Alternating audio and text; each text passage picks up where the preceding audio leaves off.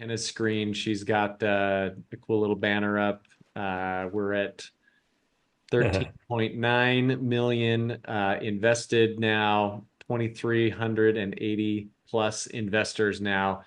Has just been an absolute crazy ride, and so thankful for everybody that has invested. To start, why don't if everybody would just in the chat let us know where you are calling in from.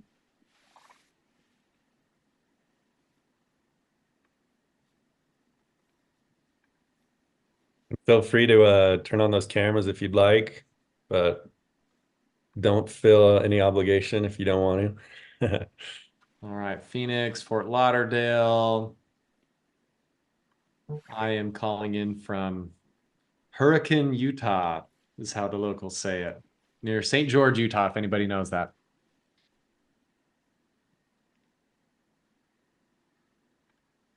Oh yeah. I'm in Draper, Utah. Raven is actually calling in from our model units in Mesa. So in just a second, we'll actually have her walk us around the unit so you can take a look. Kyla, you're in Mesa, Phoenix area, right? Yep, pretty close to the And prototypes. Kenna's in Page. She's the closest to our factory right now. All right, let's see. What, 10-minute drive, 5-minute drive? All right. 7 minutes when I get stopped at the stoplight. The one stoplight between my house and the factory. Stoplight, the only stoplight. I think Yeah, we've got 3 in town, so we're Oh yeah, getting up there. downtown for sure. There's got a little bit longer if you stop for a surf session on the lake. our first question coming in from George to Raven. Yeah. So George asked, do I need an appointment to visit or tour the model units, or can I just drop in? We actually, if you go to ZenniHome.com, we have a page specifically for scheduling tours. So Raven is there, what is it, Tuesday through Saturday, right? And so we keep that calendar open. You can come by yourself if you want to bring additional people. You can book as many as you want. Sometimes we've had, large groups come through, and Raven is there to let you in, walk you through, tell you everything you need to know about the homes, and gather your information for continued discussions if you want to be a developer or investor or anything like that. Awesome. Let's see. Heather said Brian Crum of Caliber Development is a partner of ours. We love Caliber. They have been super great to work with. I was actually down last week spending some time with part of the Caliber team in Elgin, Arizona. If you're like me and had no idea where Elgin is, it's about an hour east of Tucson. And we did our first B2B unit installation. So we installed 9 units at Los Milix Winery, which you're driving through the open desert, beautiful, beautiful landscape. You really feel like you're in the middle of nowhere. And then there's this modern, gorgeous building in kind of a wedge shape with this amazing weathered steel and glass. And I think they won like Wine of the Year for Arizona or something like that. So they're award-winning winery, really successful. I was there on like a Friday afternoon, and they have a world-class restaurant, and it was packed with people having a good time, tasting wine, eating food. And so the reason they're installing our units is for like a nightly rental experience. So as soon as they are finished, people will be able to stay there overnight in this beautiful landscape. I'll show you some videos here in a minute, but they're all turned so that amazing floor to ceiling glass that we have is facing the mountain range. It's called the Biscuit, famous landform out in the distance. And anyways, just everything about it is gearing up to be like a 5-star experience. So Thank you for that. And Brian Crum has us in on this early on with ZenniHome. So we're excited to see this happening, and also to announce to everybody, sustainability advisors will be having events at that location at the winery. yes. All right. Send me an invite because I want to get down there after it's all, everything's finally buttoned up. And, you know, I saw the grape leaves all coming in, the plants all look healthy, and it looks like it'll be a good crop, but I'm excited. I think we need to do some research there. So thank you. Yes, yes, yes. Absolutely. Yeah, so we actually had a really good time. So Caliber wasn't the actual official GC on that project, but since we're working so closely with them on 29 West and they want to do a lot of the GC work for other installations, they came down to learn and observe and help in the installation process. And it was really cool. So there was 3 different days that we had the homes come in 3 different batches, 6 trucks each. So each home comes in 2 halves. Each half was on a truck. And the first day, you know, the installation process for the first 3 homes, you know, took most of the day. It's the first time you're craning these things up and you're setting them down. This team's brand new to doing this. And they came up with a whole bunch of good ideas of, hey, why don't we try this next time? Let's make some jigs and some things like that. And so I was there for the second day. And instead of these units taking like hours and hours and hours to set, the second day, it took less than 30 minutes to set both halves of a home. And so it was just lightning fast, precision engineering, right? We build these things to within millimeter tolerances in the factory. And well, here, I'll just pull up I have all these videos and I'm like, I'll just tell you about it. Let's take a look. Give me 1 second. All right.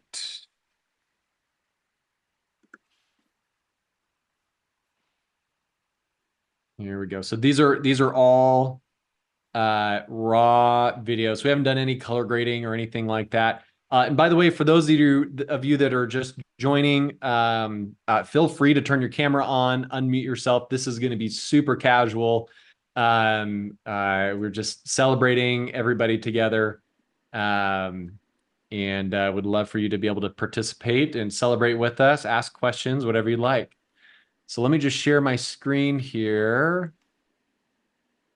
Let's see. Okay, I think if I do this, this ought to work. So yeah, here you can see some of them already set. Here's half of one set, another one coming off the truck. Because we build with the steel chassis, it allows us to do a number of cool things. One is obviously stacking. So these same units that you're seeing here on their own, this is a great way to use them, or you can stack them 5 high. There's a lot of strength, rigidity, precision around that. You know, remember, we don't use any wood in our framing or construction at all. And so also what that chassis allows is we have 6 top pick points. And so we're able to simply use this rigging, pick them up from the top and set them in place. Some of the other builders out there doing modular, they have to use like a sling underneath, and wood will bow and bend and things like that. I was shocked at how, you know, after transporting, craning, and setting these in place, you know, pretty much all I really saw inside these units was, you know, a little tiny, you know, hairline drywall cracks, which is exactly what they're designed to do. You know, so then once they're set and ready to go, you have someone come through and just do the quick, you know, kind of mud and paint touch up, and then you're ready to go. But other than that, like everything inside is all finished, and then it's a matter of setting up the furniture after that. There's the biscuit. I had to get a good shot of the biscuit. Here's their really cool wine tasting and restaurant. Just amazing architecture. And you can see how close we are to it. So in these homes, they actually opted to take the kitchen out because they have a restaurant. So they saved a little bit of space and just did some storage in the normal kitchen area. And then here you are looking kind of from the biscuit back at the homes, and you can see all the glass here. So they're all facing that way. The remainder of the units came down around here in an L shape. And so they're all now set. Let's go to, but yeah, here you can see we were able to have these footings already set in cement with metal plates. So the plates are cured into the cement, and then the homes actually weld onto those plates. But it was amazing that, you know, something this big, I don't know, you know, if you can imagine, you've got a box and you're trying to think about like leveling and making sure everything lines up. Especially with something this large and this heavy, we were able to pull it off. And so in these middle areas, we were able to, Caliber was able to help us think up a couple jigs and things like that. So we can, you know, you don't want to use your fingers in there to try to keep things spaced. But it was pretty rad. Let's see if there's a couple. Yeah, here's some of the outdoor seating they have. Let's see. Oh yeah, here we go. So looking up top, so there's this very consistent gap here. We call this our mate line. And so we have specific boards and a process that we cover that up, fill that up with foam insulation, get it sealed watertight, you know, from the roof on the top. And then it's a finished product. There's that restaurant again. Anyway, so this is big shout out to Mo Garfinkel at Los Millix, and Pam they're two of the people that I worked with there. They run a really awesome operation down there. Here you can see the units getting trucked in. You know, we don't have to use any special wide load signs or pilot cars or anything. We design these so that they can go on any truck, any road, any you know, ship, train, you name it. We can transport that way. So you see here, even like on a dirt road, doesn't matter. We can get it in, get the crane in, and place these. And in a place like this where you probably don't have a lot of access to, you know, crews and contractors and people to come out and do traditional building, you know, that would be a struggle. It's really, really hard to find people for construction right now. This makes it a lot simpler. You know, it's easy enough to get a crew there for a couple days and be in and out. Let me see. There's a couple more fun shots, I think. There we go. My rookie drone skills, trying to film some of this.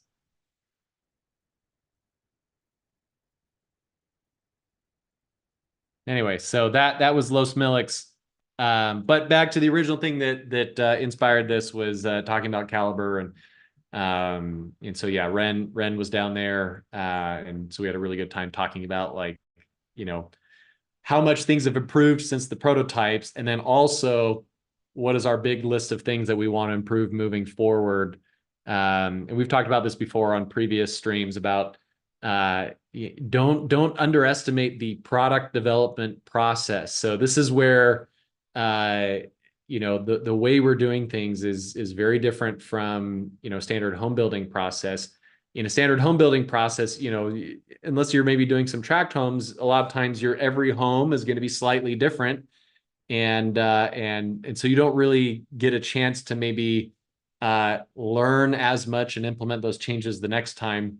Whereas with what we're doing, anytime we see something that is a fault or something that could be improved or something wrong, we go back, fix it in our plans, fix it in our process, and every single home moving forward gets the benefit of what we learned. And so it doesn't take a lot of improvements if you're just steady, you know, like a 1 to 2% improvement, you know, every week, every month, that compounds into a big deal over time. So again, for those that are just joining, I think we're about 15 minutes in. We're closing our Wefunder today. maybe I can ask really quickly, who on this call has invested in our campaign already? Got it. I have. And you can drop a comment in the chat as well, if you'd like. That's awesome. Oh, we have a question. Kwiku, am I saying that correctly? And you're on mute. You can unmute yourself if you wanna talk. Yes, correct. You're saying it correctly. I thought you'd save it for the end, but yes. Hey, no worries, no worries. Well, welcome. And he asked, can we still increase our investment amounts today? I got a warning that I hadn't funded my investment when I had. This is obviously for the end of this. Yeah, so yes, you can. We've had many investors actually, they invest earlier and they see that the campaign's taking off. They see all the news of our developments and say, hey, I think I want to, jump in and add a little bit more. Absolutely. You can absolutely do that through Wefunder. I think you could just do that as a separate amount and just invest again. So we've seen some people come in 2 or 3 times throughout the campaign as they want to see how we're doing. I see Brian Crum. I think we were just talking a bit about Caliber. I don't know if you were there for that, but thanks for joining. No, glad to make it. Congratulations to everybody. This is exciting. Thank you so much. And yeah, wouldn't be here without Caliber, and just had a blast with your team down in Elgin and Los Melix. That was awesome. That was impressive to see all the homes being set there. That was really great. Yeah. It's fun to, for those of us that are working on the back end, working in the architecture and design side and marketing and all these things. It's really a special thing when we get to see them physically, landing, see happy customers. It's a big deal. So I think let's take a second, and we have some of our own employees that are on here that you may or may not have met before. I'll kind of go around the handful that are here. Kenna, you want to introduce yourself? She is running the live stream, all of these webinars and live streams we've done in the past. So it may be a bit difficult for her to juggle multiple things and come on, but no, yeah, if you got yourself I unmuted. think I'm here, and I think the live stream and Zoom can hear me. Sweet, Great. I'm here. All of the technical problems in the past, those were my fault. So it's nice to see you all. Well, Kenna, so tell us a little bit about maybe your background, what you do here at ZenniHome, and then also maybe what you're most excited about in the future. Yeah, so I got my start. I actually worked at the governor's office in Arizona at the same time that Bob was in the legislature. So we have that fun connection from the past. Not that we really crossed paths, but we happened to be there for a couple of years at the same time. And then I went on and worked for a digital marketing agency in Scottsdale. And then about 3 years ago, my husband and I moved up here to Page. I was a stay-at-home mom for a little while, and then found out about ZenniHome. So I'm here now. I am the marketing operations manager. So I work on the marketing team and then also get to do some fun technical stuff on the side. And I'm super excited to see where ZenniHome goes in the future. I know we talk about it all the time, but I really think that ZenniHome is going to change housing and how we build homes, how we live in homes. And I'm so excited for the future when ZenniHome is like a household name, no pun intended. And just keep the pun. That's a great one. has just changed like housing. And I can see that in the future, and I'm super excited for that. Awesome. Well, thank you, Kenna. You made big contributions to this campaign, and yeah, thank you for running so much of our technical aspect of everything we're doing. Let's go to Aaron. Yeah, it's nice to be on the call and see some new faces today. I joined about 5 months ago. My background kind of eclectic, but I studied finance and worked for an investment bank for a few years right out of college, and then worked for the governor of Utah, Governor Herbert at the time. I worked for what was called the Office of Economic Development for 3.5 years. And then I did my own startups primarily, and then worked on other startups. That's where I met David. We worked together at a previous company that was based out of the Bay Area, and had a lot of fun getting to know each other and working closely with each other there. And so luckily we were able to do it again here at ZenniHome. I'm helping with fundraising and also partnerships and basically anything else that David asked me to. So it's been a lot of fun being here. I think kind of the one thread that kind of ties a lot of my career together is social impact and, meaningful companies that I think are doing good. I started a watch company with a buddy of mine that gave back a percentage of proceeds to different causes that we cared about. And Dave and I worked at a company that helped people get an education, become software engineers at no upfront costs. And now we're working on housing, which is a massive problem and one that I'm excited to tackle. And I think ZenniHome's the right team and product to do that. So excited to be here. I'm in Utah, so just south of Salt Lake. Rock on. And one thing we can talk specifically about to toot Aaron's horn is so recently we ran a bill and got it passed and signed into law, giving Utah a statewide housing program. So Utah was one of a handful of states remaining in the country that did not have a statewide certification process. So if you're familiar with our progress, we are fully certified in the state of Arizona. And a lot of our team is in Utah. We get a lot of interest in doing homes in Utah. But previous to this, we would have had to work with every single city jurisdiction in Utah, which is just a nightmare, right? That you have to go, work with Salt Lake and Draper and Park City and St. George and all over the place. So now with the statewide process, we'll be able to do something similar to Arizona, go through a very rigorous, certification process, make sure that our homes are quality and are approved to be delivered in the state. And then we can start to deliver them anywhere. George, it looks like George has his hand up.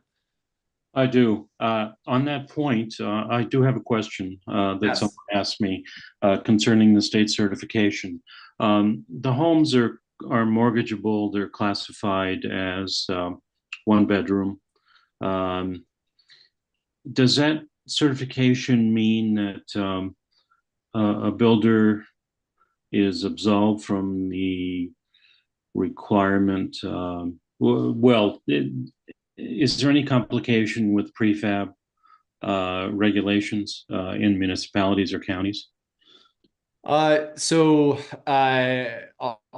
guess I will try to answer your question with what I know and what I think maybe you're asking about. Every single, like, we still need to go through permitting processes, right? You have to still do a foundation and get hooked up to utilities and all of that. So that still is work that needs to be done.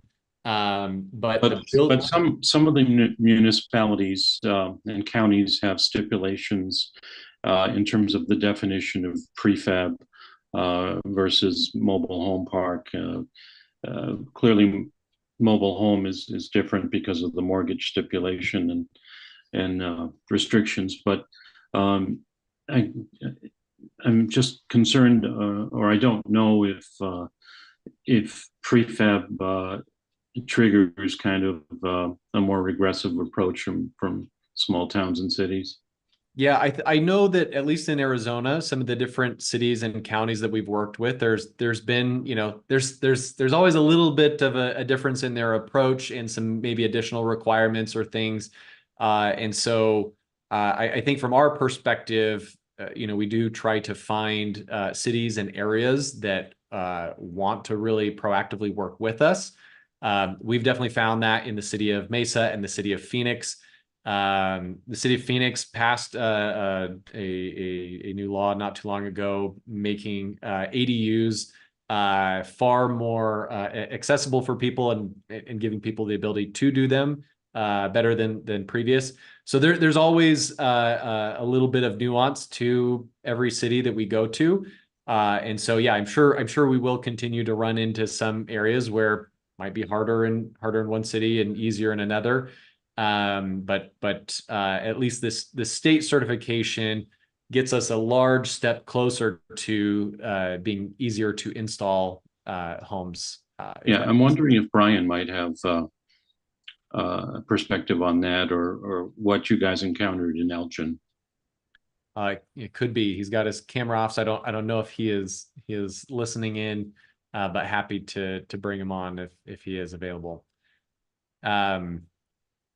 Awesome. Let's jump to our next employee, Kyla.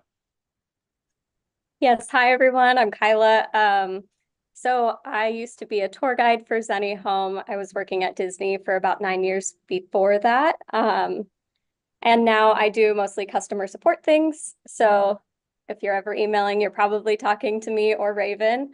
I'm really excited to see where ZenniHome goes. I want to see it all over the country. I love the homes, and I always try to live a minimalist lifestyle anyway. So I would love to be in one, get rid of all of my things that I don't need. But yeah, just really excited to see it expand. Love it.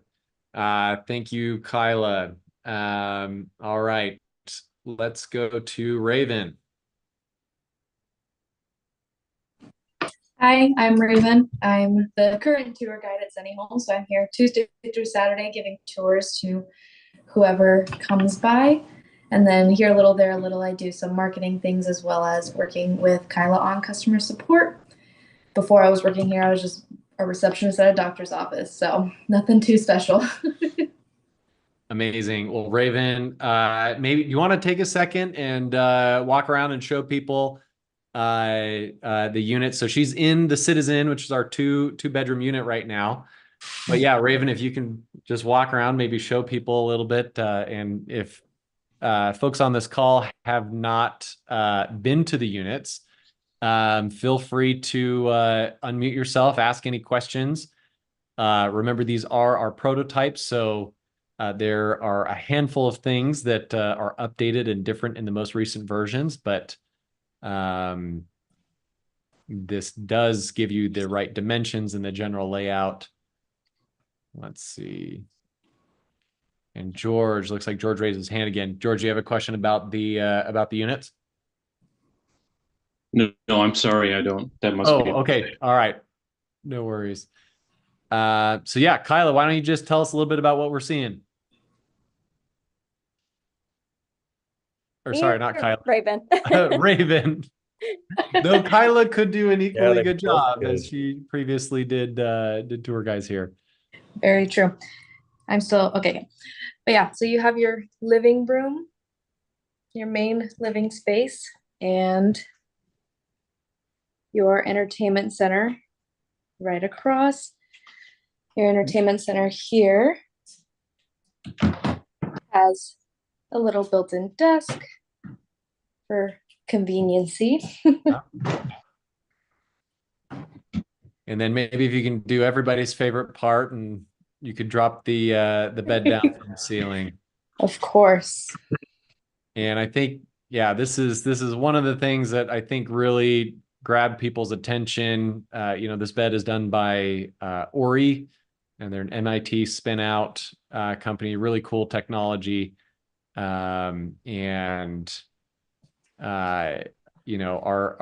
approach to creating a more affordable and attainable home, we approach that a number of ways. One is, can we build them in a factory and get some cost savings there, do a really, really nice job of building these and give an attainable price point. And then making them smaller. A smaller footprint means less material, means less utilities, wasted electricity, things like that. But less space isn't always better. So we thought, what can we do to make this space still hyper functional? And there's so many cool innovations out there in the world of tiny homes and space saving furniture and technology. And so Ori just happens to be, I think, one of the coolest ones out there. But if you've been to these units, like over in the Denizen, our one bedroom, and Raven, maybe you can head over there. There's the closet. But we even have some cool smaller pieces in the Denizen of kind of your kitchen table that can fold up and be out of the way. We also brought the tonal into the Citizen. That's an option. We started working with Tonal's team to be able to, install these directly in the factory and be able to pass a cost savings on to our buyers. And then it allows you to put in, kind of basically a home gym in your unit and be able to wrap that into your mortgage costs, which is a really cool idea. Not everybody can shoulder the cost of a tonal unit. So I know, Raven, you're probably balancing the camera in one hand but you can at least see that, like, this cool table right here folds out, and you can use some chairs and then put the table back out of the way when you don't need it.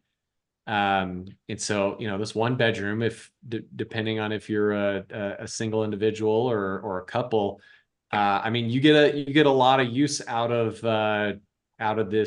this amount of square feet. So 320 square feet on the one bedroom. But with the bed coming up and down and the desk and the closet and everything, it functions like something 2 or 3 times its size, and your energy bill is extremely tiny.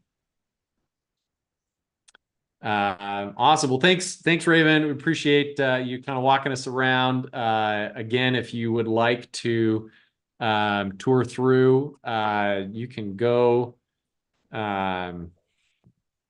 You can do that through our website. Let me see if I can drop the link in. I'll just pull it up on our website right now. Tours.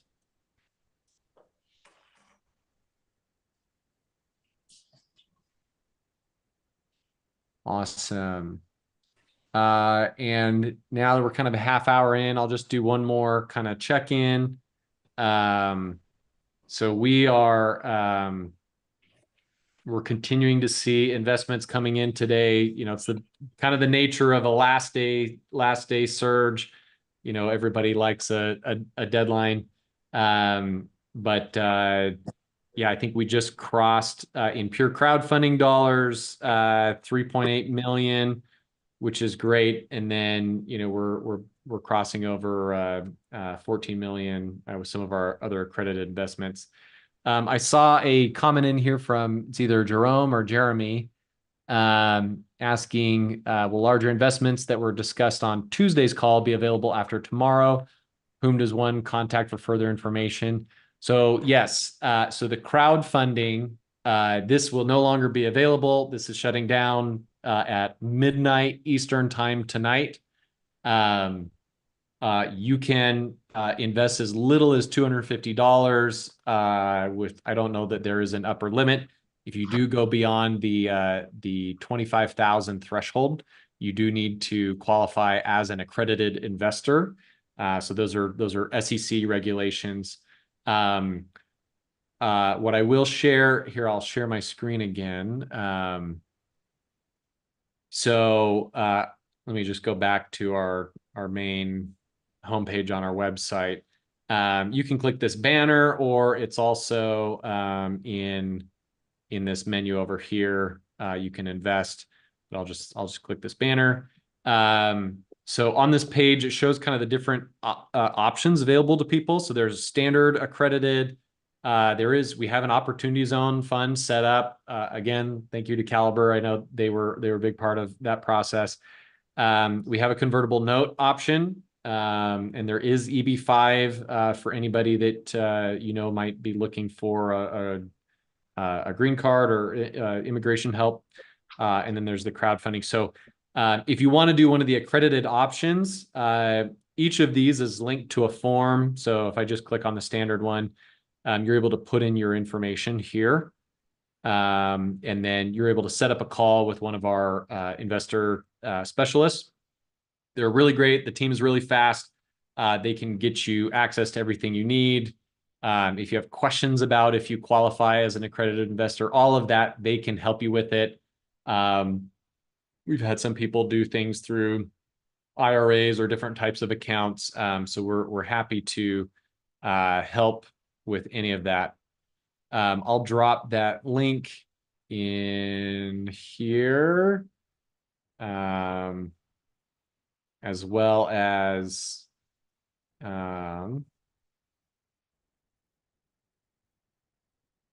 just a link again to our Wefunder page. I know probably everybody on this call has seen it and has been there. And then Kenna, I don't know if you are there. I just want to make sure that we got our update pushed out on Wefunder. Just making sure that we give everybody the link to this live stream. Yeah, it is going live, or it's getting pushed out and sent as an email right now. Love it. Love it. Excellent. You're watching behind the scenes, real time. Awesome. So I did, for those of you that did invest, I wanted to ask if you'd be willing to share, why did you choose to invest in ZenniHome?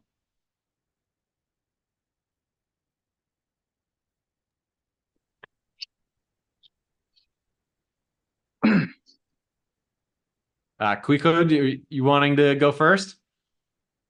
Usually like to go second, but I guess when there's a good investment on the table, I shouldn't hesitate. Well, let me try and do this not too long-winded, but for me, ZenniHomes I'm starting. ZenniHomes was a no-brainer for me. Okay, I've done a lot of these crowdfunding investments over the past several years, and I'm somewhat picky about the investments that I choose. I'd never heard of ZenniHomes before. But once I was rummaging around and I saw it, I was okay, well, let's check this out. It looks like a box-to-bill type thing. I dug in, and for me, these are the criteria I usually use to select an investment. I look at the founders or the co-founders. I mean, Bob, on a first name, using first names here, I was familiar with Sky Mall, just having flown like almost everybody on here. Yep. Seen the airline backseat pouches, rummaged through it, staking a few of my dollars before. And so I was excited to see, okay, here's a CEO who's had at least one exit. So they know the way to go. The concept intrigued me.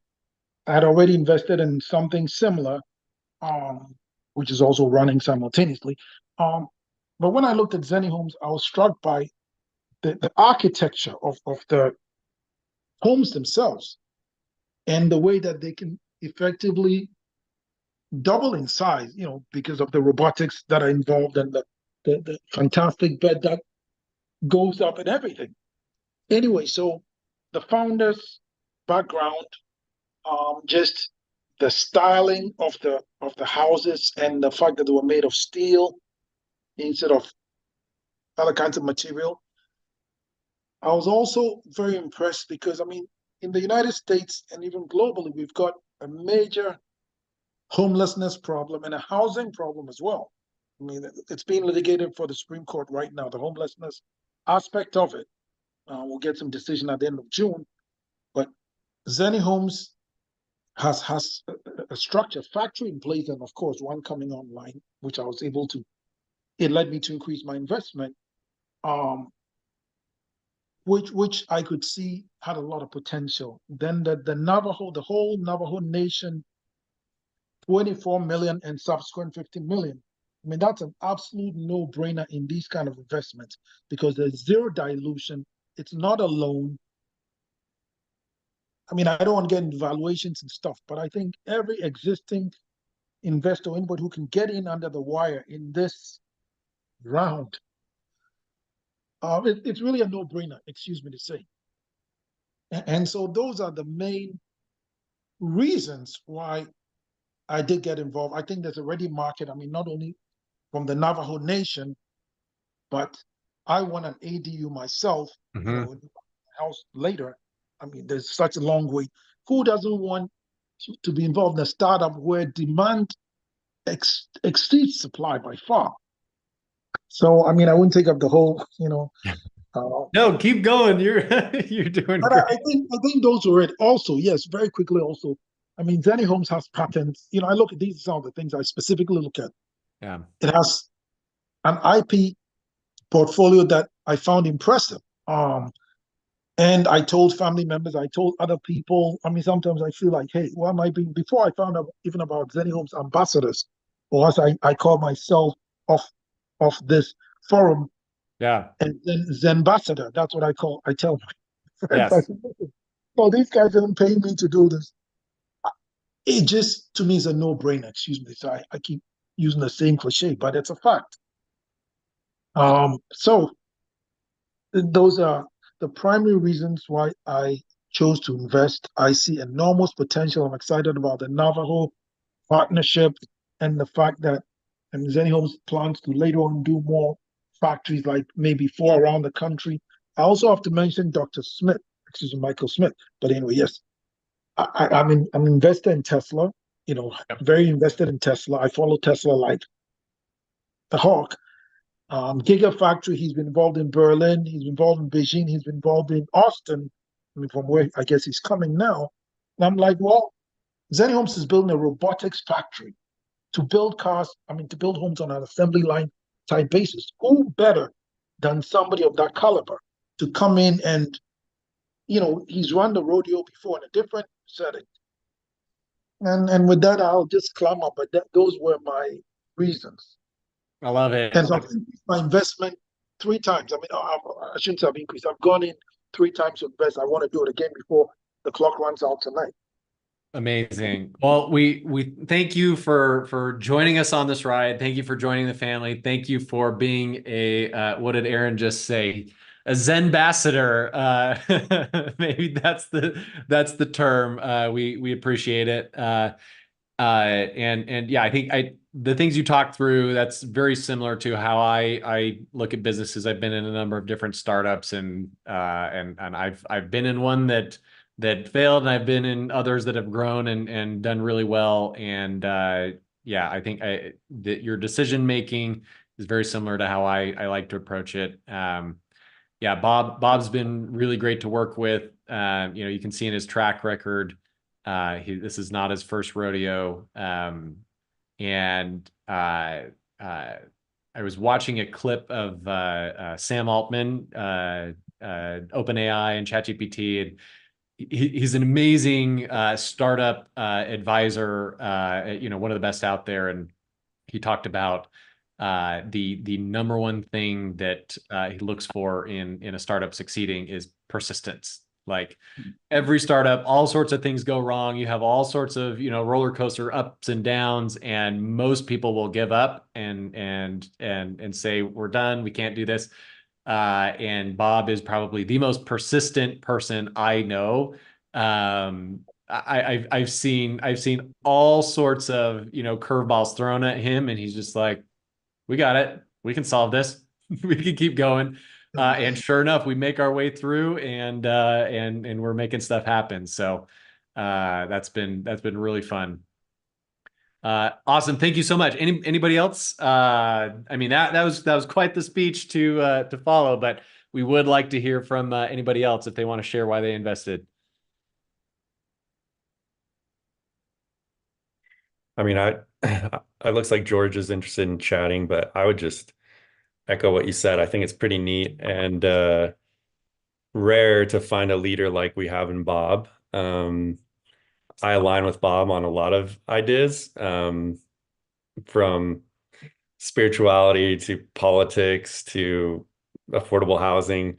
So that's helpful, but really, I think Bob's just an exemplary leader who's built his entire career off of treating people well, doing the right thing, and building amazing companies.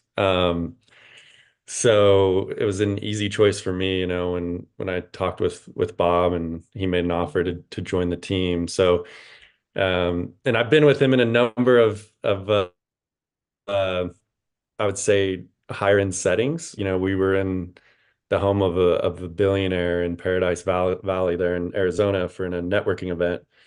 And he's so non-assuming, right? Like if you didn't know Bob's background, you would never know that, you know, he's one of the largest landowners in Arizona and that he started Sky Mall when he was 35 and sold it to Rupert Murdoch personally, that he was one of the most successful senators in Arizona for 6 years. You know, like you would never know these things unless you have a chance to go to dinner with him and kind of pull it out, hear some stories.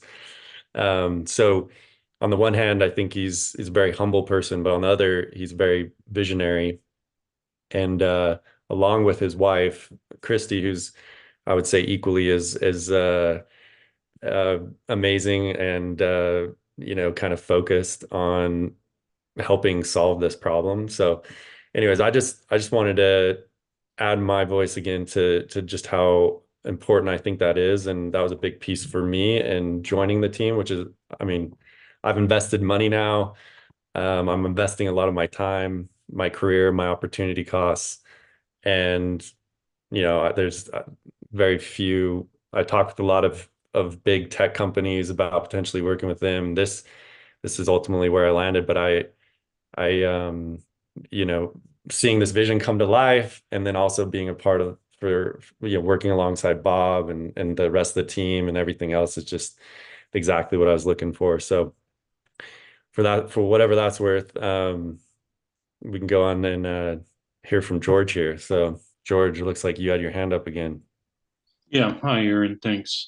Um, I'm looking across the street at Paradise Valley.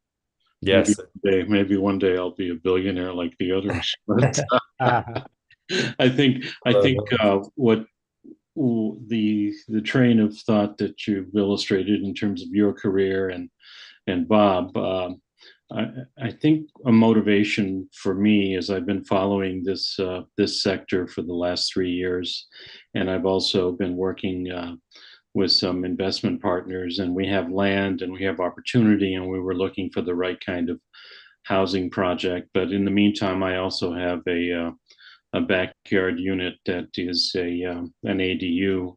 Um, it's a stick build, but the company is Minimal Living Concepts. So, you know, I know their business model intimately. They've developed about 100 orders for 1-2 studio, 1, 2, and 3 bedroom ADUs and standalone units. They experimented with panels and some modular, but they found that they could work better and not have to deal with the demands of setting up a production facility or a factory. And then I followed and visited and met with the guys at Boxable in Las Vegas 2 years ago. So I've kind of watched them. So when this came along, and I was turned on to it at the ASU Real Estate Council, where Bob made a presentation about a month ago. It just seemed to be the perfect product for the demand, as others have alluded to, but also the price point, the efficiency, and the globalization potential for the model. You know, clearly these are regional factories that have to be developed, but I think it's something that is fulfilling in every way. You know, it's not just the investment opportunity that Zenni provides, but it's actually, you kind of cut through all the dysfunction of the housing sector and the building sector. And this works for a very large niche of demand in the United States primarily, but clearly it's transportable anywhere. And you know, I've seen a lot of smaller concept companies with brand names, but no one gets to that scale. And the other very important thing is, you know, it's kind of like a gift from God, the relationship with tribal government and the federal money. So right time, right place, and I think the right team. those are my 2 cents. Amazing. Thank you, George. We appreciate it. Let's see. I have a comment in here from Matt. Matt, are you able to unmute yourself? You can go ahead and talk. Hi, everybody. This was actually my wife's question. Oh, great. She has a better business mind than I do and was curious about long-term scalability, having seen some other companies that have a brilliant idea, but then see other companies take that idea and scale it faster and, sort of swoop in and take the market. And I agree with, or we agree with what has been said about, some of the novel technologies involved in the homes, and also steel beams and, the inclusion of moving furniture parts and such. But could you all speak at all, if you can, about long-term scalability plans, and have you seen any other competitors in this market?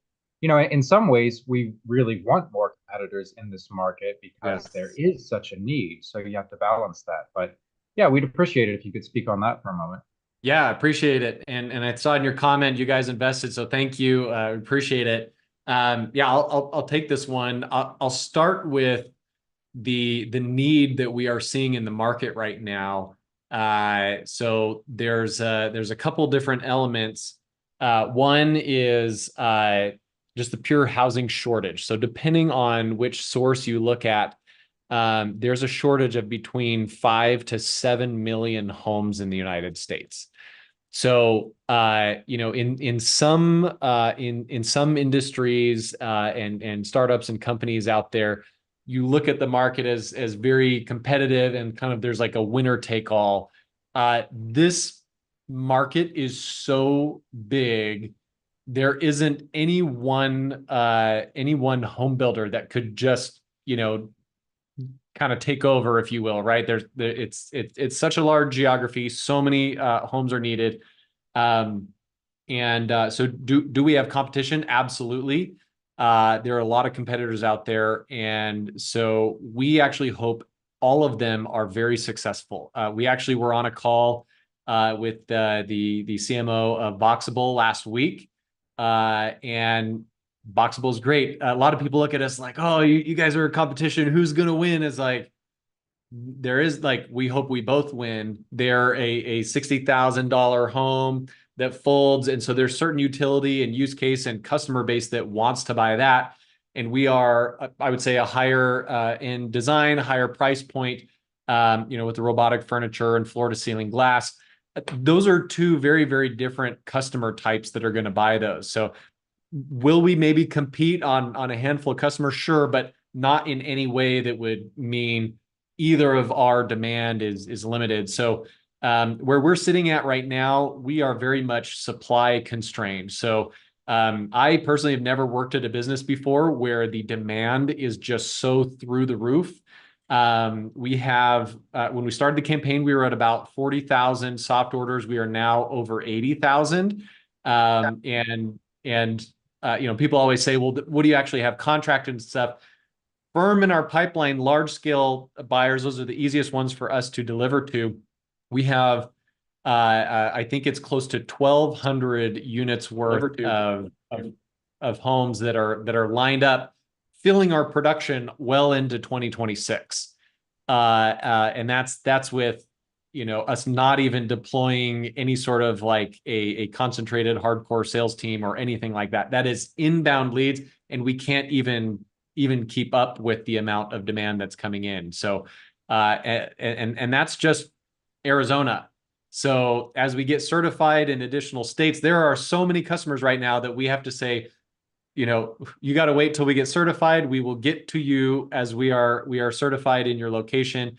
Unfortunately, that does mean that is quite a long wait time for a handful of people, but the current situation we're in is very much building and factory production constrained. And so that is the very reason we brought Dr. Michael Schmidt joining us from Tesla. I can talk a bit about his background. He was most recently director of operations at Tesla over the Cybertruck Gigafactory. So just phenomenal stories from him on what they did there, both building the factory and already building cars in it as the factory is being constructed. An insane pace, as you would expect from Elon. But before that, he spent decades with Bosch Automotive, and he has built multiple factories in 5 different countries around the world. This is a very small group of people that can execute in an operations leadership role like that. And so we think that on the production side, the more we can learn from building cars in a factory and apply that to building homes, the better we're going to be able to match the demand and scale and deliver. So yeah, right now I would say on that scalability side, it is how can we build and satisfy orders of, and I see a question from George on please define large scale orders.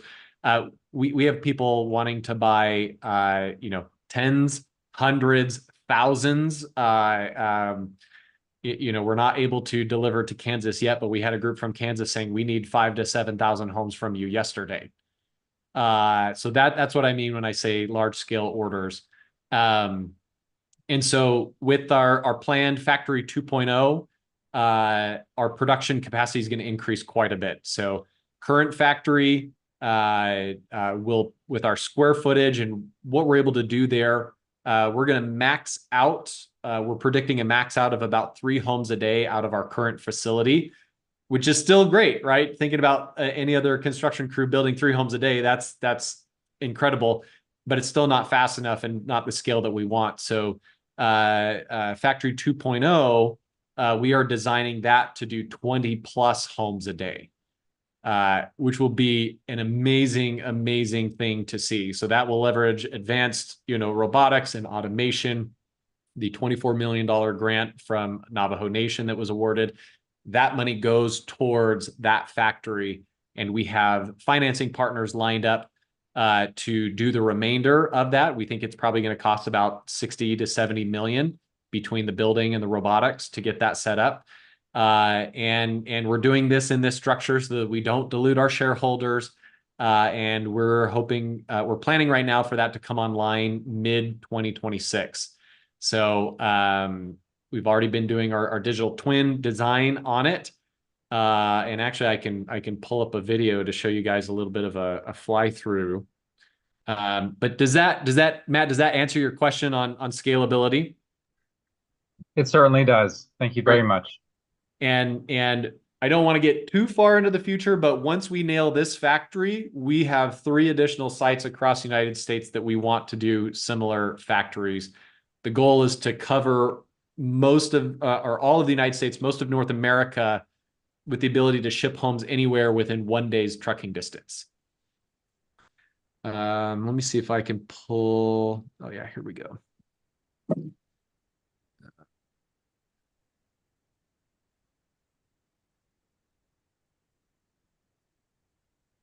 Let's see if I can mute it really quickly.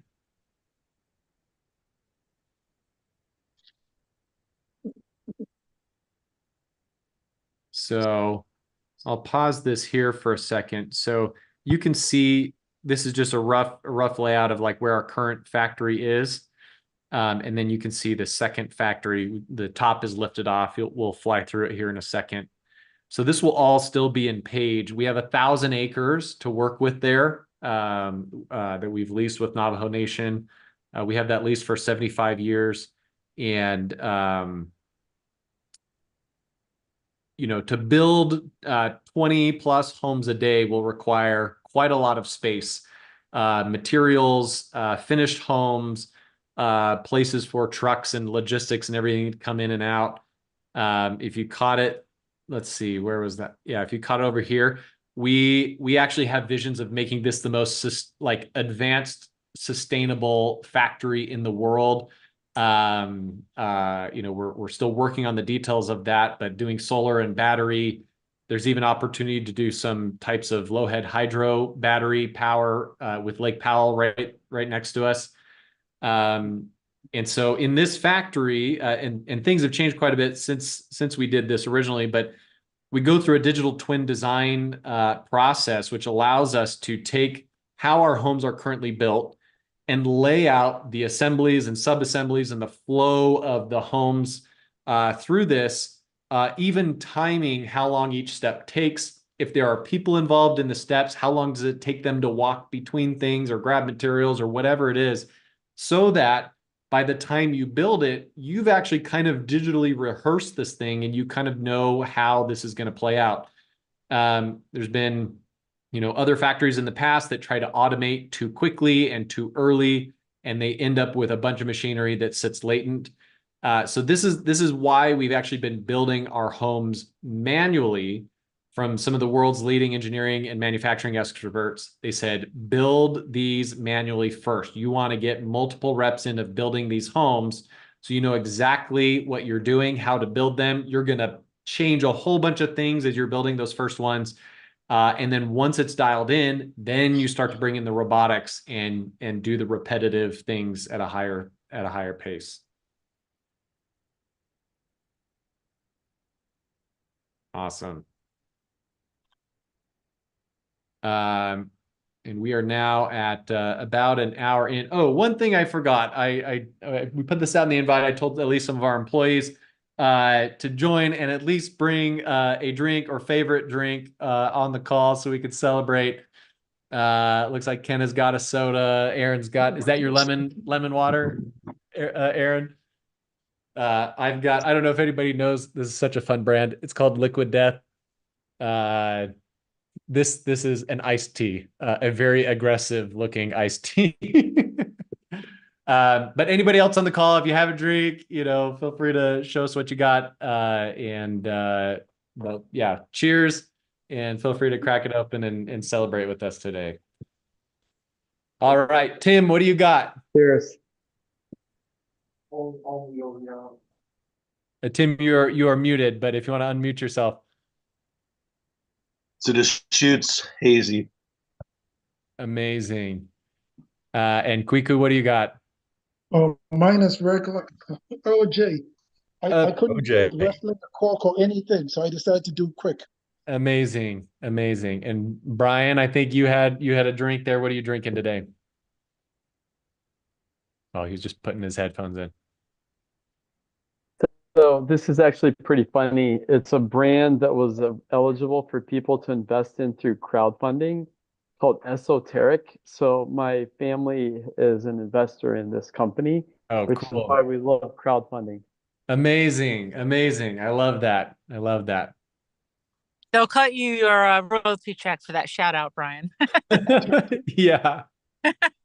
Absolutely. You are an ambassador for them. It actually came with like free beer for life, so I think that covered it. Oh, I'm a little upset you didn't share that one with me. Just come visit. So I bet they funded probably instantly with a perk like that, huh? Let's know when they do another one. Yeah, absolutely. I love it. Awesome. Let's see. There was a question. David, we had I think a couple more employees join. Oh, great. Annette and Nicole.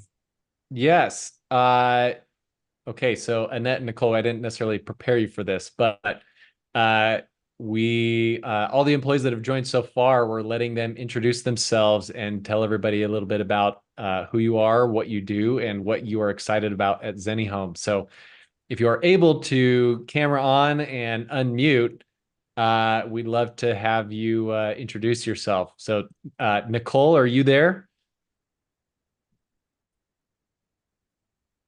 Maybe not. She is very busy, and so it's very frequent that she is on multiple other calls. Annette, what about you?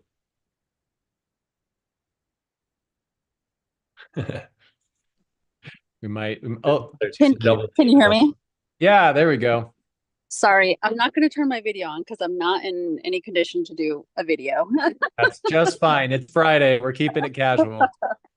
Yeah, so Annette Tallsalt. I'm actually at the factory in Page, Arizona.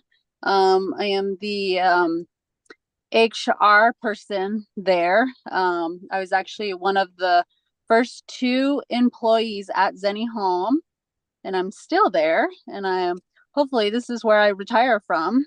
Amazing. Really excited. I've been there at the site where the factory is at since 2008. So originally I started there with Zachary Construction, who was one of the contractors that worked under Salt River project at the Navajo generating station. And then I went to work for SRP there. And then Bob found me, offered me a job, and I've been there since. And I love my job. And I love working for ZenniHome. Amazing. Well, Annette, you are a critical piece of how we operate here. So just for your information, we have, I think 130 workers at the plant. And Annette is, I would say, single-handedly responsible for keeping everybody whipped into shape, bringing great people in the door. We've been able to find some amazing employees there to work in the factory. And then, yeah, her background of working with SRP at the original site was invaluable. It's for those that haven't followed this part of the story, it's been a really cool piece of ZenniHome, which is so it was the coal plant there was, I think it was the largest coal plant west of the Mississippi, certainly one of the most advanced. And so all the workers that worked there were just amazing craftspeople, code welders, technical individuals. And when that got shut down and torn down, I think there was reports of close to 1,000 people that lost their jobs. And in the city of Page, Arizona, there are not a lot of alternative employment options for people doing that type of work. So really big hit to those people that were working there. And now with what we're doing now, we're bringing a lot of people back to work. And we actually hope that we will surpass the employment numbers of NGS, Navajo Generating Station, in a big way as we look forward. So, with 130 folks at the factory right now, and in the future factory, we think we'll employ probably 500 people. I talk about this a lot, but you'll see news of a city or a state or a town or whatever doing a deal and offering tax breaks and things to a factory, and sometimes people get upset about it. What you usually don't see on the backside is factories in particular, for every direct job that they create, there are typically about 10 times that in indirect jobs that are created. And so, you think about the 500 direct jobs that we will create, think about 5,000 indirect jobs that will support that. Some of those will be, maybe outside of Arizona, depending on supply of materials, but all of the steel and the cladding and everything that goes into these homes, your light fixtures, you name it, those are all jobs that go into supplying the things that then are built into our home. And I think even beyond that, we're looking at some fun options where can there be, additional supporting, small companies and startups spun up. Maybe it's even on site with our 1,000 acres there for people to start businesses that will support and be able to supply to ZenniHome. The amount of employment will just be through the roof. So we're very excited about that. And coming back to Annette, she's so fantastic at bringing that talent in, keeping them there, keeping them happy and operating and ultimately building great homes. She's been a significant force in making our company into what it is today. Well, thank you for that. I enjoy it, and I'm excited that ZenniHome is here in Luchii, and here to employ my people. Amazing. Yeah, I think we always like to talk about President Nygren's quote, right? At ZenniHome, we're building homes on Navajo Nation by Navajo people and for Navajo people. So with these grants and everything, it's a really exciting step to be able to deliver homes where it's going to be very, very, very meaningful and create great jobs along the way. I'm going to check again really quickly. Nicole, are you there and available to talk? I'm here. Yeah. There we go. Well, so we were just inviting any of the employees that joined to be able to, if you can turn your camera on, we'd love to see you and have you introduce yourself to the group. If not, you can keep it off. That's fine. But I'm gonna have to side with Annette on this one. that's just fine. Well, tell us a little bit about who you are, what you do, and then what you're most excited about at ZenniHome. Yeah, so I am I'm Bob's assistant. I've been here since last August, and it has been quite a ride. I have to say this is such an exciting company to work for. It's really thrilling to be on both sides of the coin. I'm also a renter who's looking to buy and struggling to find something within my price range. And I also am part of, I guess you could say, the solution, helping to create these amazing homes that you could feel proud of, proud to own, proud to have family and friends over. And so I love getting up every day and contributing to that. I think we're really on the cusp of, the next chapter in buying homes and selling homes and how we live. And I think that's just the most exciting thing. So, Love it. Anyway, that's just me. Love it. Well, thank you, Nicole. Yeah, I do not envy the amount of chaos of your day managing Bob's schedule and all the moving pieces there. So thank you for everything you do. Well, it's such a fun team, and I'm so excited to work with everybody here. So thanks. Awesome. So I did want to mention, I think we have a good amount of people on here. We are also streaming this on Instagram and LinkedIn and Facebook and YouTube, I think. So we have people joining us on all those streams. For anybody watching and listening, if you do want to more actively participate and come join and chat, I think we have the link to the actual Zoom on all of those streams. So do feel free to jump over and transition over if you want to come in and say something. But otherwise, yeah, you can stay where you are and we'll keep going here. Yeah, so there's a question here. Investors' doors close at midnight. Yes, so our Wefunder is closing tonight at 11:59 Eastern time. If you're like me and you like a good deadline and getting as close to that as possible, that is the cutoff after which no more Wefunder investments will be accepted. Even as we've been streaming, we've seen more investments come in. Let's see. Yep, I think we're closing in on 2,400 investors. Walter, James, Andy, we've had all have come in the last few minutes, which has been really exciting. It's kind of fun to see this on the back end and people add their comments about why they are investing. We have some people doing additional investment dollars as I'm looking through this. Wow, we just had someone it looks like came in with 100K just for privacy. I will keep that private, but thank you so much. That's very generous. Amazing. But by all means, even the 250s, the 500s, the thousands, all meaningful to helping us get to where we're going. Just speaking off a little bit of what Aaron was talking about earlier about having a mission. When Aaron and I met each other, we were working at Lambda School and education and being able to give opportunities to people that never would have been able to have an opportunity to get an amazing software engineer education, change their life. I feel like we have a similar opportunity here.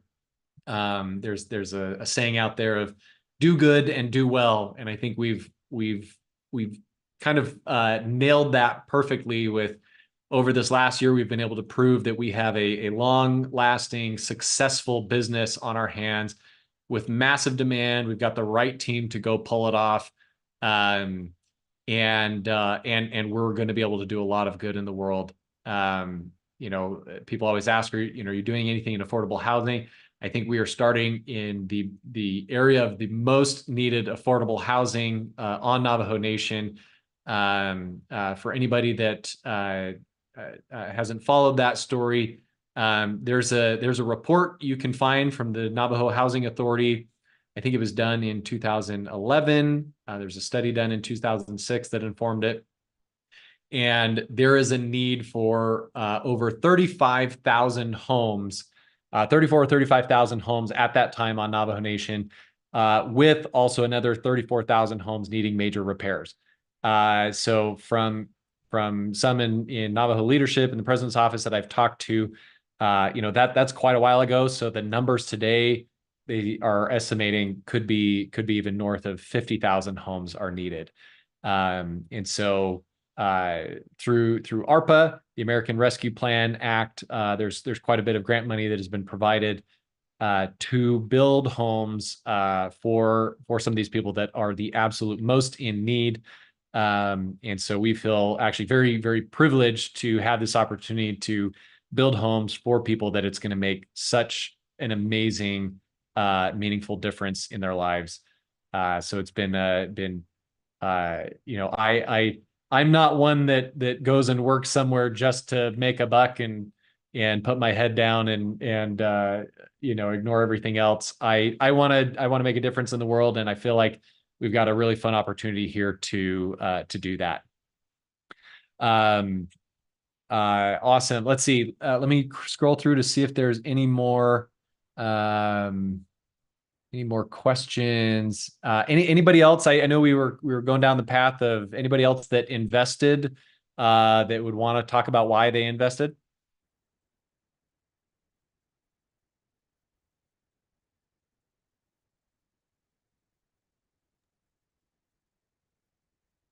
Okay, so I don't want to take anything away from someone else that wants to talk, but I just wanted to share a couple of my thoughts and experiences with Zenni since the beginning.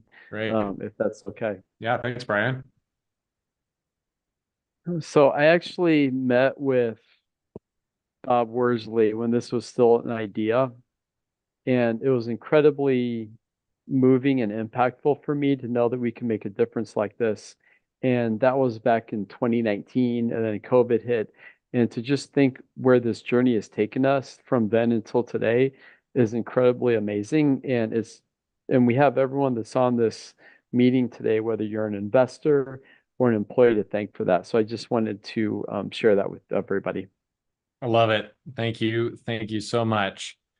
I appreciate that. There was a question in here on off-grid options, and this is a cool thing that we're going to be doing more and more of in the future. I'm actually going to share my screen again. Let's see. So we have something called planet-wise sustainability options. And the high level thing that we are feeling bold enough to say is we think that ZenniHome will reduce an individual's environmental impact more than any other product. We're specifically not saying, carbon footprint or like overall environmental impact. And I'll tell you why in a second. We're touching a number of different elements of sustainability. So WISE is an acronym. W is for water. So these are upgrades you can do on these homes that will take them completely off grid with what we think are the core elements that you would need in our current modern world. So water, number one, right? You have to have water to be off grid. And so we have a great partner called Aquaria. There's a handful of startups out there doing this. It's becoming a pretty hot technology, but these are called atmospheric water harvesters. Someone joked that they thought I sounded like the Skywalkers on Tatooine or something, talking about atmospheric water harvesting. But this is a real thing. So Aquaria, they build these units and it pulls water out of the air. You may be thinking, well, what about Arizona, right? The desert. It still works. There's still moisture in the air. It does lose some efficiency. It's going to be probably much more efficient in Florida or Louisiana or Hawaii, but it still works in desert environments. And through a temperature differential, and I probably don't want to try to explain all the technology, but it's able to pull pure, clean drinking water out of the air. They have a small mineral cartridge in there that adds minerals to that water for taste and health, obviously. Otherwise, it would be basically pure, distilled water. And they have units that can scale up to commercial sizes. So this one here is about the size of kind of like a large coffee maker, and it could sit on your countertop, wherever you'd like to put it. And that's able to pull water out of the air. So imagine now, from a water perspective, imagine in the future thousands of these homes that they're not only not pulling water from the grid or from our lakes and rivers and streams, they are pulling it out of the air, and then after it's used, you're then able to go put that back into the ground. So your home is actually a net water producer. And the cool thing, someone said, well, is this like a new thing that's going to be bad for the environment, pulling the water out of the air? No, because actually when you think about it, it's a cycle, right? You're pulling the water out of the air very temporarily. You're drinking that and using that to bathe and whatever, and then that goes back out and wastes, and it evaporates. It goes right back into the environment. And so there is actually no, long-term, negative effect to that, if you will. The only thing is you're probably going to be able to grow some vegetables in a garden nearby that maybe you wouldn't have otherwise been able to do. So we're really excited about this. It's pretty cool. Oh, go ahead. I had a question. I was just going to say, one of the things that I thought was so cool about that when we talked with Aquaria is the percentage that they're changing the water in the air is like less than parts of a percent. And so you're not like, that was a big question, is like, okay, is this going to be worse for the environment? Are you just going to pull all of the water out of the air? Like, it's such a minimal amount that you're not going to like make your home super dry or anything like that. Like, it's such a tiny, tiny percent, which I thought was super cool. Yeah. Yeah. And frankly, the entire atmosphere is a giant river that, we get water out of it when it rains, but otherwise it's inaccessible to us, and it's clouds floating around. But so this gives you a new way to pull it out, which is cool. So the next one in our acronym is Internet.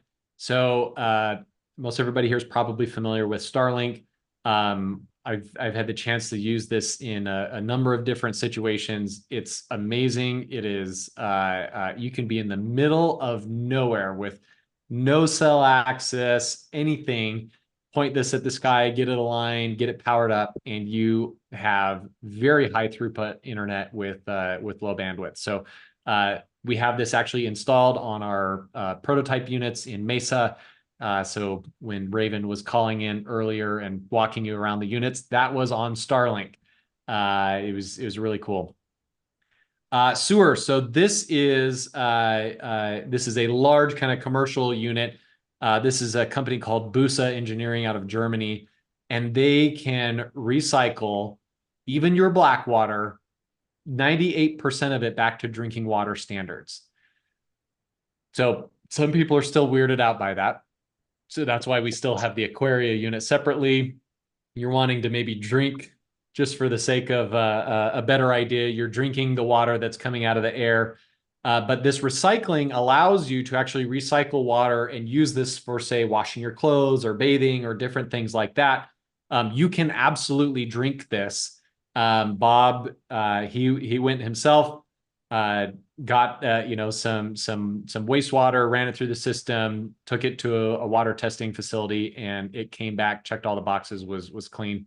And so they're actually working on a specific unit that we can incorporate directly into our homes.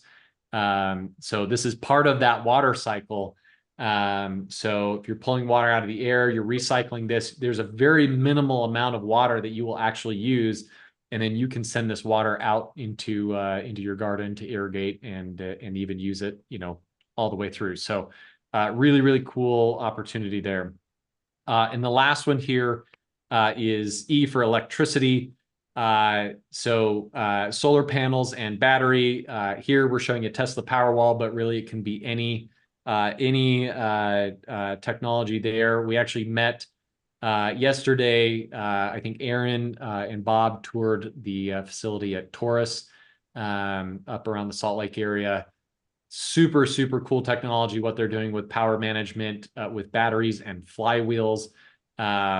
Really game-changing stuff. And so we're looking at ways to more deeply partner with them. So at the very basic, we have the ability to do battery and solar, and there's opportunities to do far more in the future. If you have smart solar and battery connected to technology, imagine a world in the future, again, where these homes are not only producing water, but then also they're each little mini power plants able to do microgrids and deploy those batteries for surges in power. Anybody familiar with power will know the term duck curve. So if you look at, and I'll stop sharing because that was the last of those slides, but so I can talk with my hands. Power usage during a day, it's low during the night. It spikes in the morning when everybody's waking up and, taking their showers and all that. In the middle of the day, they go to work and the power usage comes down. It's kind of in the middle, and then they come home from work and it spikes up again and then back down when everybody's asleep. So for utilities and power plants, it is a nightmare. Power plants want to run consistently, a coal plant, nuclear plant, things like that.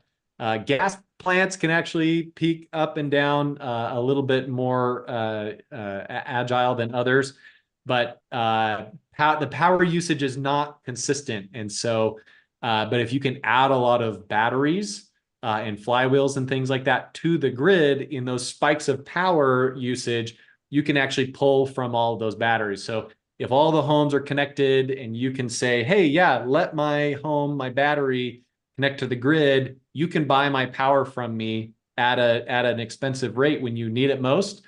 It becomes a really, really cool thing that stabilizes the grid, gives everybody power, and creates an opportunity for you as a homeowner and energy producer to be able to make a little bit back in some income or offsetting your own energy costs.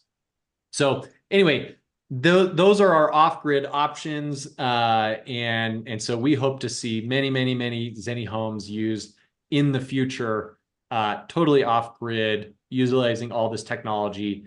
And I hope I myself have plans to buy some property in the middle of nowhere, put a few of these down, and I hope to go have an amazing disconnecting vacation. And still, if I want to, be able to turn Netflix on at night and have a cold glass of water. So I think that'll be a really, really cool future and change a little bit about how we think about, vacations and cabins and all of that. We'll take our flying taxis out there. I think those are supposed to happen any day now, right? Awesome. Let's see if there's any other questions, and feel free to drop them in the chat. Let's check back in on how our campaign is doing. One thing I would ask right now, we talked about ambassadors earlier. We have, I think, our star of the show, Ambassador Kwiku, on here that spoke earlier. What an amazing thing that was. So we have actually launched something now called our ZenniHome Ambassador Program for those that have invested in our campaign. So if you have invested, you should have 1, 2, or maybe even 3 emails in your inbox over the past week and a half inviting you to join this program. So it'll take you to a sign-up page where you can put your information in and become an ambassador. And we have some easy things in there already where you can copy some things and share about us on social media, and have a way to refer friends and others to our campaign and our company. But in the future, we'll continue to put new requests in there. So we actually have a handful of investors that kind of inspired some of this idea of doing this, that got involved in a very active way. We have an investor that is a very skilled architect that joins one of our calls every week, where we're planning on what the future ZenniHome product looks like, thinking about everything that we've learned and what's the next generation thing that we're going to do. And he invested. He wants the company to succeed, and so he joined and has actually been instrumental in a number of design changes that we have done. Some people that we've met through this investment process have helped us with our relations on Navajo Nation and getting to the point that we are now.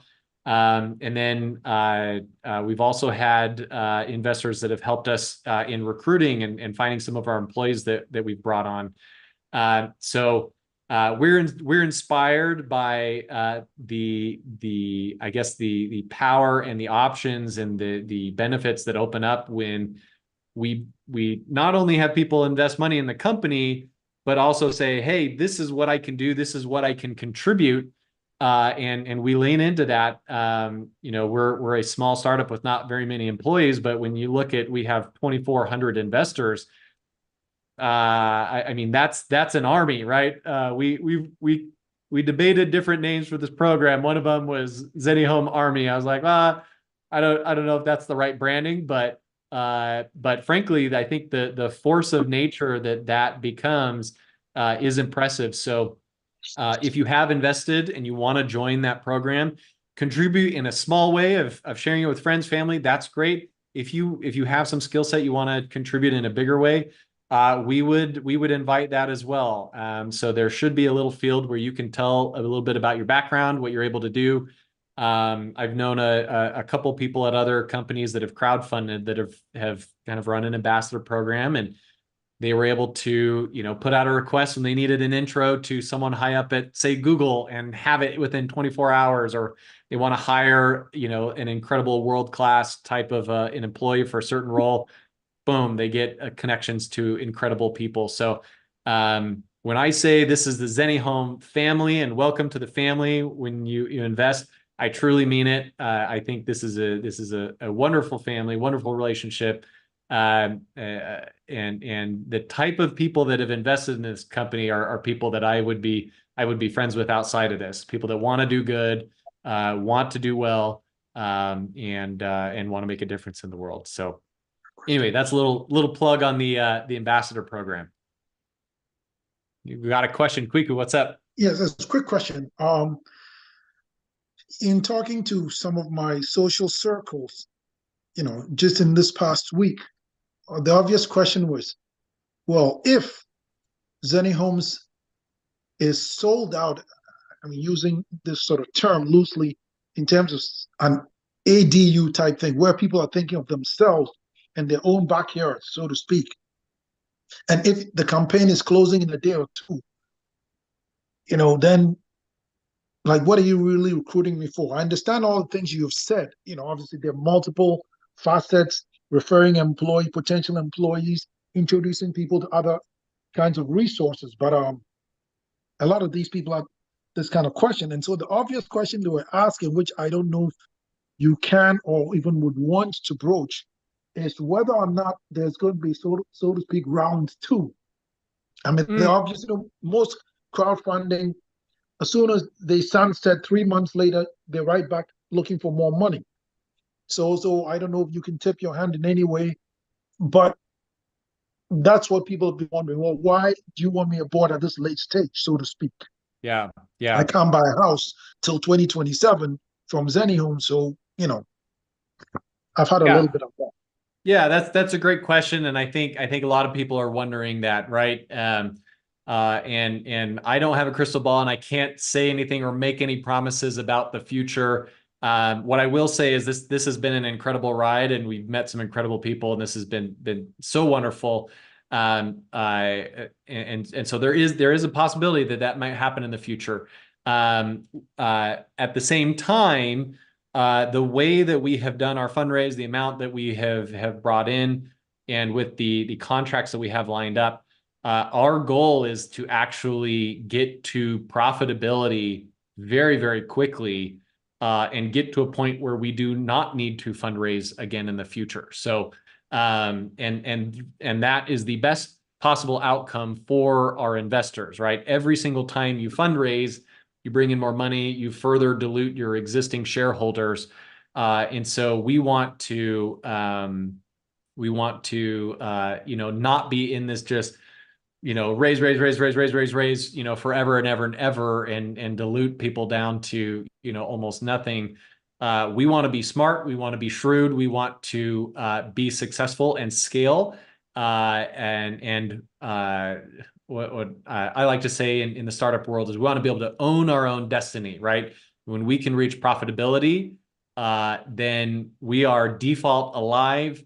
Our company, we can, take risks, we can operate, and we are healthy, and we do not need to rely on bringing in additional funds or need to be worried about, are we going to run out? Are we going to go bankrupt? Things like that. So our goal is to get to default alive and profitability as fast as possible.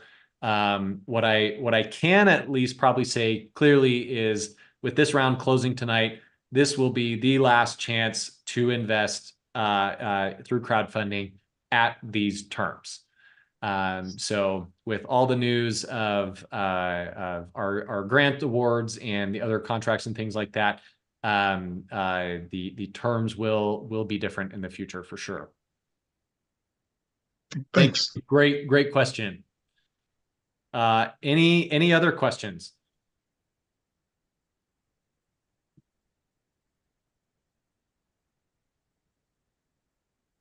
Karen, can you introduce us to your adorable friend behind you? If I can figure out how to do that, yeah. Yeah, no, we see you, we hear you. Oh, you do hear me? Yes. Oh, this is Mishka. Mishka. He is a 3-year-old Pomsky. Amazing.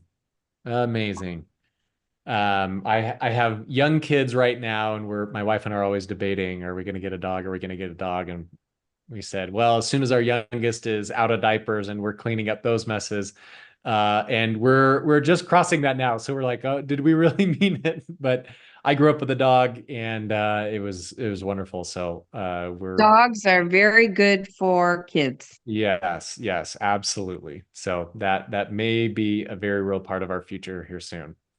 And he is my second one. I have another Pomsky. I don't know.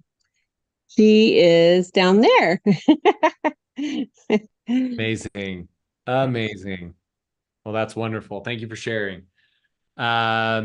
Let's see. There's a question in here on someone about wanting to talking about home installation, flood zone requirement, looking at helical piers.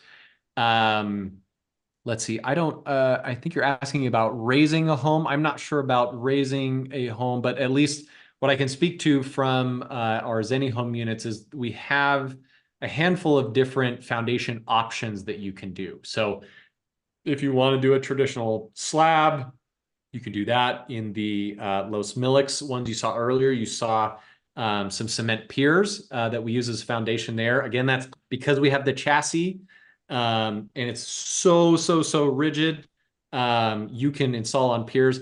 And then, like you mentioned, Heather, there are helical piers as an option. And for those that are not familiar, there are these large, kind of giant screw-like piers that get driven down into the ground. And when you have kind of like unstable earth or soil or different things like that, helical piers can be a really awesome option. They're also very fast to install. So a lot of the homes that we're planning to do on Navajo Nation, I know, are on expansive soil that if you've ever driven on some of those roads through Navajo Nation and you're like, I'm on a roller coaster, you're going up and down and stuff. That's because the soil is heaving and the temperature changes, causes that soil to be a bit unstable. And so helical piers are great. They drive down, sometimes as much as 15 feet. And there's so much friction. They're so tight at the bottom of that it becomes a structurally sound point to mount a home on. So obviously, sometimes you can get all the way down and hit some bedrock. That's a great scenario. But even if it's just dirt, you go down far enough, you're able to brace in there really well. So we really like that as an option. And yeah, it does present the opportunity if you need to elevate a little bit above the ground. There's always going to be engineering solutions that you could do around that. But you just need to work with a GC to plan that, get that approved, and then you'd be able to install it. But yeah, we've looked at some really cool things with the fact that we have a chassis. We're trying to work on an option right now with our homes. Right now we have them, they can stack directly on top of each other. We're looking at options where they can actually be perpendicular, cantilever, hang over each other. Really kind of, present some cool ideas. But yeah, if people want to put them on cliff sides or different things like that, you have to have the right foundation, but they are structurally sound so that there's definitely more possibilities you could do with them than a typical stick-built structure. Awesome. Let's see. I'm looking through my notes on a couple other things that we could cover. So this is kind of a fun thing. Anybody here know Carrie Tarnow? I think we have had a lot of people join us and learn about us through his videos. So he originally found our website, learned about us, and posted a video about us Oh, a I year think I ago. know about, yeah. Yeah, Yeah. you might remember this, and it actually broke the website at the time. Flooded with reservations and interests and website traffic. So at the beginning of our campaign, we were talking that we had, I think, close to like 400,000 views on a handful of YouTube videos that creators had done about us. I went back and looked. Carrie has done a bunch more videos on us, as well as a handful of other influencers. We ended up inviting a few out to our factory. We've now done, I think we're probably 1.3, 1.4 million views on these videos out there. So this is organic content. Third party. When we did invite the influencers out, we did not pay them. We just said we will get you here. We'll pay for your plane ticket, but we want you to just see everything we're all about. You get to decide what you want to post about. We don't want to influence anything anyway. We don't want this to be a commercial. And so we'll tell you our story. We'll let you see every bit about our factory. You can talk to anybody you want, and just kind of open the blinders and let them see. So anyway, we now have 1.3, 1.4 million views across these YouTube videos, which has been really awesome. I thought we could actually watch. Harry did one recently where he flew out to the factory and came through and toured. I thought maybe we could pull that up and watch it. So give me 1 second and I will. Let's see if I'll let this ad play first and spare you.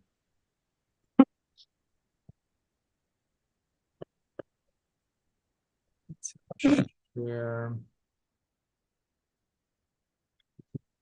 Okay, are you able to? Our Wefunder, I wanted to do a 30-second summary. This is the wrong video. Hold on just a second. Where is? That's me. Who's that guy? All right, let's see. That's the rapid recap. I think it should be. Popular prefab home in person, but after posting the video, it was brought to my attention over and over again that I missed a critical part of the tour. So Got to make things right. In an attempt to right my wrong, I made my way back to the Grand Canyon State in hopes of not only delivering on what I missed, but adding in a little something extra to make it worth your time. For those wondering, the video I'm referring to was a tour of the 320 square foot ZenniHome Denison. If you happen to miss that video, this is the 320 square foot Denison model from ZenniHome. And when I went through it the first time, I didn't point out where the washer dryer were, I didn't show the storage, and people were upset about it. So let's check it out. Right here, we have got the stacking washer dryer right there, as well as hot water on demand up there. And then if we go to this side, we've got the fridge up top. Down below, the freezer. I don't even know what this is up here. That's just storage right there, all right? And then, of course, I also missed showing the closet. So let's open it up. I'm going to go inside and show you what they got going on here. For everyone that was up in the comments of the last video looking to see this space, here you go. So let's see what they got going on. They got a place to hang coats here, and then they've got another one there, but it's a little bit higher. So this would be a good place to hang your capri pants. It's about perfect height for that. If those come back into style, we're going to be ready right there. And then here, you've got 1, 2, 3, 4 racks, 3 racks plus a shelf for shoes on the bottom. And then here we've got 1, 2, 3, 4 shelves plus the bottom, making it 5. There, for anyone who commented, there's the inside of the closet. We saw where the washer dryer is, and I can rest easy knowing I've made things right. Now, it doesn't take a rocket surgeon to figure out that this isn't enough for an entire video. So I was thinking maybe we go up to the factory and find out how these are built. Let's do it. The ZenniHome factory is a quick 4-hour drive north of Phoenix, and tell you what, it is a scenic tour through the desert. If you go, I would suggest making time to check out the canyons. Thank me later. The factory is located a few minutes outside Page, Arizona in a space that's about 40,000 square feet. I've been able to tour a few factories now, and something that stands out about ZenniHome is their focus on becoming more efficient to be able to build more homes. They have 2 standardized models, the 320 square foot Denison or the 640 square foot Citizen. You take one or you take the other. They're keeping it simple. I was linked up with one of their engineers, Rosendo Lopez, for the tour, and he went deep into their build process. Very fascinating. Before I get into that, I made a few important diagrams so everyone knows how this factory operates and will understand what he's showing us. If you've watched any factory tour videos on the channel, you already know there are a few different ways they can be set up. I've toured assembly line factories, I've toured factories where they build in place, but this is the first time I've toured a factory like this. What they're doing is assembling parts of the home in one section of the factory, sub-assemblies if you will, then moving them to the middle of the factory where they're assembling the homes in a static location. So one side station or sub-assembly will build the same wall over and over and over again, then they're moved and assembled in the middle of the factory. They refer to the stations as wall companies and line companies, and apparently by making the switch to this style of build, they've increased production by 10x. So, yeah. It's pretty good. So I'm Rosendo Lopez. I'm the VP of Engineering here at ZenniHome. My job is to ensure the factory is efficient, solve the bottlenecks, figure out all the issues we're having, and streamline all of our processes. Here we have our frame CAD. This is the TF550. Okay. When we first started here, one issue that we had was getting steel studs. Yeah. They were pretty heavy in demand. Sometimes we would have to wait several weeks just to get our supply here. Okay. So the management team here decided, hey, let's just make our own studs. We can buy recycled steel, and we can have this machine roll our studs with every option that we want based on our plan set.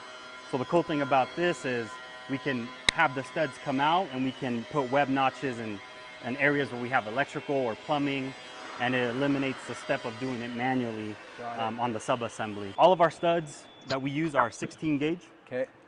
They have a G90 galvanization coating for 50 to 100 years of anti-rust prevention.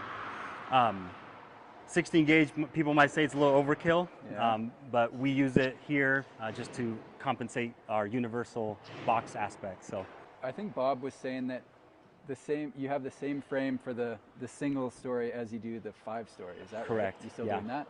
Yes, we do. So our chassis, we have one chassis design for whether it's a single family ADU or it's a stacked unit. Nice. Same with our steel framing for our walls. It's the same whether it's an AD or multifamily. We use 16 gauge all the way around. There's just some small differences that we change when we're stacking it. Yeah. Which is right. kind of just like an accessory to that Yes. framing. Yeah. But the infrastructure is the same. So before, you know, when we were prototyping here and building our first models, we built it kind of like traditional construction. You know, we sent the team to the chassis. The framers went in, they installed all the framing. Then we sent the electricians in. Then we sent the plumbers in. But as we started to scale, we had to think of a way to go faster. Right. And just like a car manufacturing plant, if you think of how they do it, they build their assemblies offline and then bring them online. So this is kind of the first revision of that. Okay. You can see here we have all of our walls laid out in a sub-assembly manner. We have the walls labeled for their stations. Here we call them companies. So you've got wall company B, wall company C, and so on all the way around. They all have their wall labeled on their table, what they build. Okay. And at that table, they have their set of blueprints for that wall. They have a tack time sheet to keep track of their production status. Okay. And then they have their own way of storing their material so that we have a reserve here for them. Okay. So will this wall company build the same wall over and over and over again? Exactly, yeah. So this wall company will build the same wall over and over again just to start gaining that momentum and speed. By now, they have become experts of that wall. Yeah, I believe and that's the whole reason for this exercise. Yeah. Okay, I like that. With the frame CAD machine, how long does it take to spit out the studs for an entire unit? So for an entire unit, we can do it in about 3 hours. Oh, yeah. Wow. And that's not at full speed either. Wow. So we could get a little faster there. Huh. But definitely not an issue with speed on the frame CAD. Okay. Yeah, apparently not. So we have our sub companies, and then material flows to our line companies. Here in the line companies, they have a set of tasks that they have to complete in one day so that we can accommodate our one-a-day theory that we're trying to reach. So right now, the way our factory is set up is the units come in and out this way. So typically the way we would want to see it is it progressing slowly, right? Right. This is the reason why I've canceled my doorbell camera subscription. This brand new. But because some of our units leave early, they come in separate patterns. So you'll notice these are more completed than these, and then those are more completed. Right. So our design here is that the lines move and not the units. Okay. So that saves us a lot of time in production. So where it starts is where it finishes. Exactly. It goes out that way. Yeah. Oh, God. Okay. Yeah, got it. So yeah, we're implementing a software called Offsite. Yeah. It is a quality control and production tracking software. Okay. It's going to be linked to all of the foremans of those line companies. And from there, the management team in a live kind of dashboard will be able to see exactly where that line company is. Okay. We're in the implementation process of that now. Right now, it's a manual process with Trello or a paper copy. Yeah. But it will turn digital here in the next week or two. So then if one's a little slower, you just add more people to that company and they exactly. speed up kind of deal? So yeah, once we start using that software, we'll be able to track start and stop times of each individual task. And if some are taking longer, which they become the bottleneck, then we'll do some leveling to help balance those lines out. That's cool. Yeah. So at first we need to collect the data, and then we can start making Awesome. improvements. One thing you'll notice is our full height windows. Yeah. Kind of opens up the space. Definitely. Makes it feel a little bit bigger. Really like that. What was the biggest log jam that you had starting out? I would say when we converted the factory from traditional to sub-assemblies. Yeah. That was a big mind shift change on how everyone is accustomed to building. Right. We're still in the works of that. It's still, we're still refining and making things better. But having the assemblies built offline and then bringing them online was a big challenge. Right. Figuring out the logistics of how we do that. How do we carry these now heavy assemblies over to the line? Yeah. Do we add drywall? Do we not add drywall? There's a lot of tinkering there to get that figured out. Okay. We're still refining that now. For sure. And figuring out how we can shave time from the line. Okay. The way I like to see it is here on the line is we don't have any time at all to spare. at the sub-assemblies we do. Right. So anything we can remove here and add here, Yeah. it makes us more efficient. All right, that's it for me here at ZenniHome. Hope you enjoyed the tour. Thanks for watching. We'll see you in the next one. Oh, look, it's JR's place.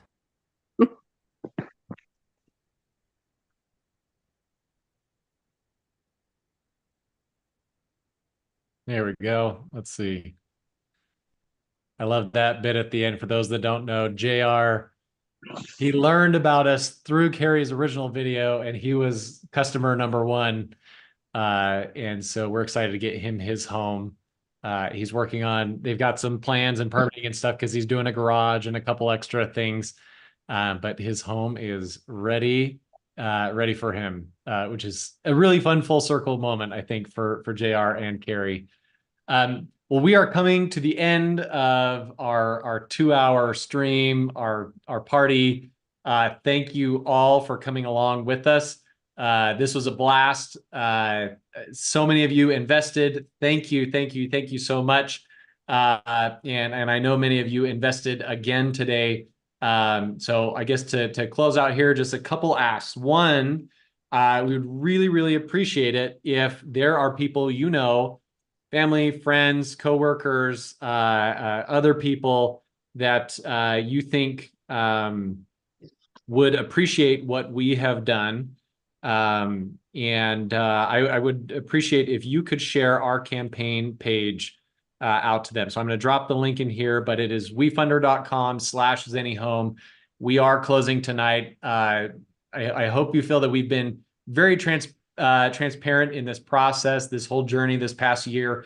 All of our information, our updates, we put out on this site. So anybody that wants to look at it and think about it should be able to find anything that they need. We will continue to be able to answer questions on the site. You can ask them there.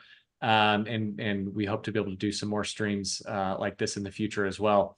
But yeah, if you can share that out, take a moment right now, text that out, email to someone that you think would appreciate this and would and frankly not only would be interested in us, but also would be a great value add investor. We are looking for people that can join the ambassador program and help us really take this company to the next level.